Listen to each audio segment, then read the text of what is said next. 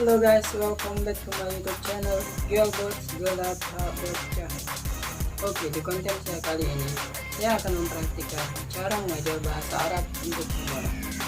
Untuk itu, sebelum kita lanjut ke videonya, jangan lupa untuk like, komen, dan subscribe channel YouTube saya ini supaya saya semakin semangat lagi untuk membuat channel konten-konten YouTube selanjutnya.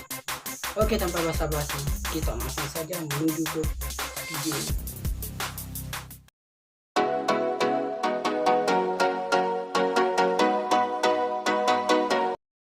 Kawan-kawanku, apa kabar semua? Baiklah, ketika kita ingin mempelajari bahasa Arab, hal yang pertama yang harus kita ketahui adalah pemahaman tentang huruf-huruf dalam bahasa Arab, atau yang sering biasa kita sebut dengan huruf hijaiyah. Nah, huruf hijaiyah ini terdiri dari alif, ba, ta, sa, jim, ha, ho, dan seterusnya sampai huruf ya.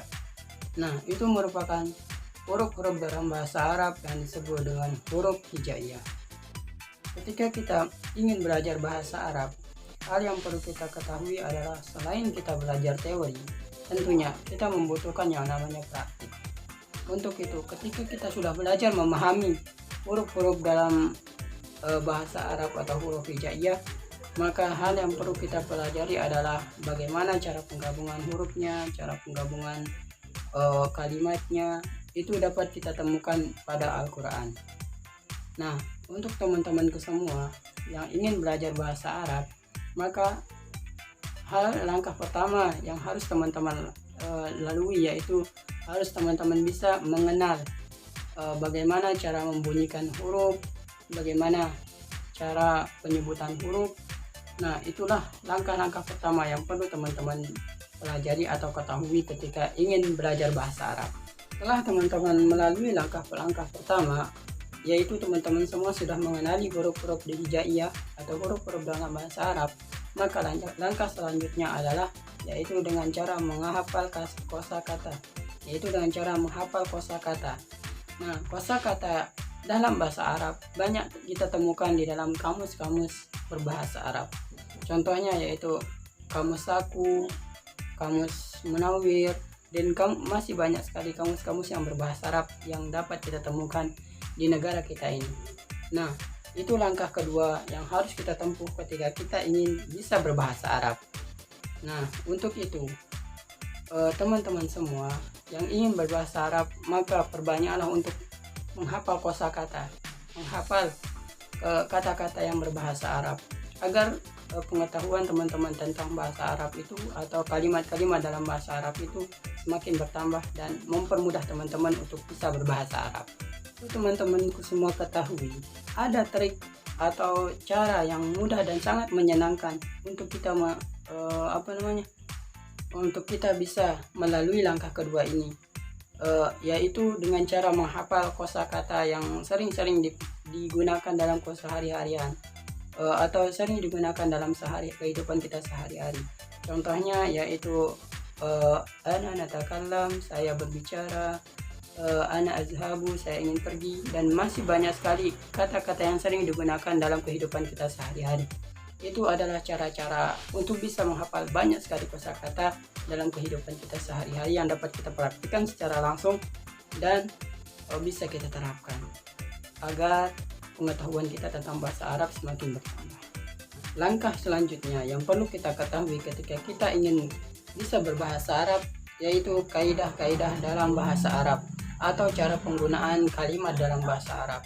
Nah, di sini kita perlu mempelajarinya. Ketika kita ingin bisa berbahasa Arab, maka kita harus bisa mengetahui kaidah-kaidah yang terdapat di dalam bahasa Arab. Karena ketika kita sudah menghafal banyak kosakata, akan tetapi kita tidak tahu bagaimana penyusunan, bagaimana bentuk kalimatnya, maka itu akan membuat kita sulit untuk bisa berbahasa Arab. Karena kita tidak tahu bagaimana bentuk susunan dari kalimat bahasa Arab tersebut. Untuk itu, langkah ketiga yang perlu teman-teman ketahui ketika ingin bisa berbahasa Arab yaitu harus mengetahui kaidah-kaidah atau susunan kata dalam bahasa Arab. Itu adalah 3 langkah yang perlu teman-teman ketahui supaya teman-teman bisa berbahasa Arab dengan baik dan benar. Teman-teman semua sudah melalui 3 langkah tersebut, maka hal yang perlu teman-teman lakukan yaitu adalah praktik secara langsung, yaitu berbicara secara langsung dengan teman atau orang yang pandai dalam berbahasa Arab. Nah, dengan hal itu teman-teman mempunyai banyak pengalaman atau banyak sekali pelajaran dari orang-orang yang sudah pandai berbahasa Arab. Nah, dari sana kita bisa mengetahui apa kekurangan, apa hal yang perlu kita tambahkan ketika kita sudah mengetahui bahasa Arab secara sedikit-sedikit. Kita sudah punya pengetahuan dari orang yang sudah lancar berbahasa Arab. Jadi kita bisa memperbaiki apa yang perlu kita perbaiki dari apa yang sudah kita pelajari sebelumnya.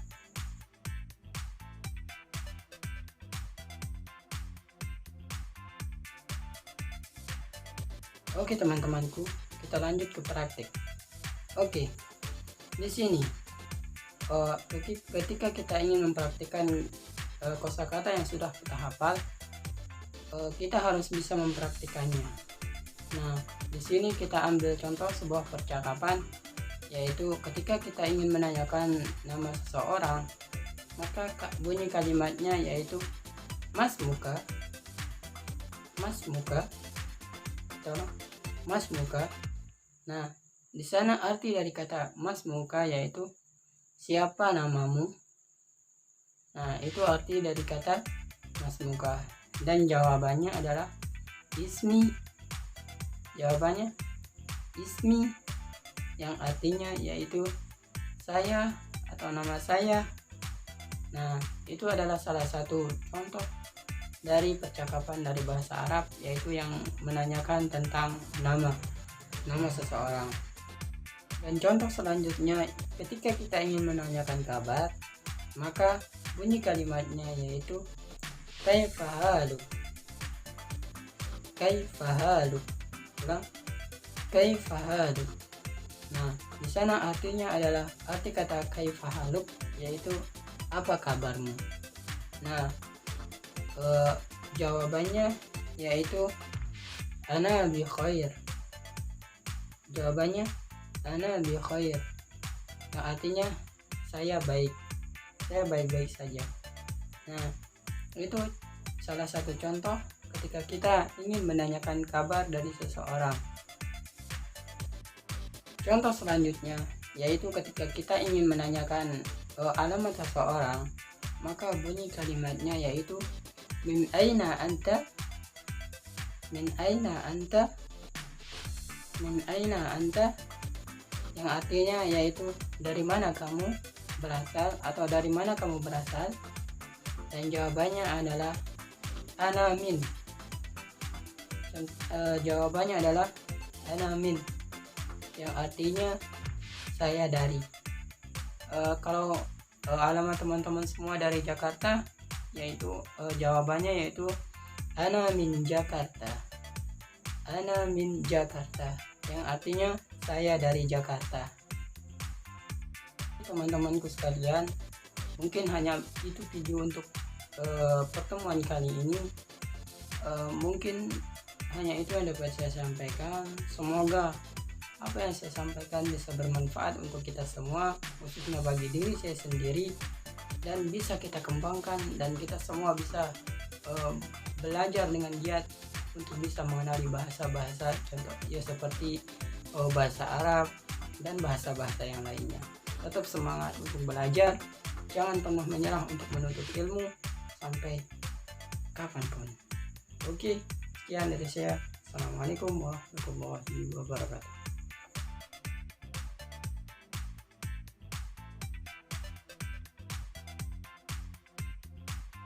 Guys, itu saja untuk video kali ini. Terima kasih atas segala perhatiannya, dan jangan lupa untuk like, komen, dan subscribe channel YouTube saya supaya saya semakin semangat lagi untuk membuat video selanjutnya.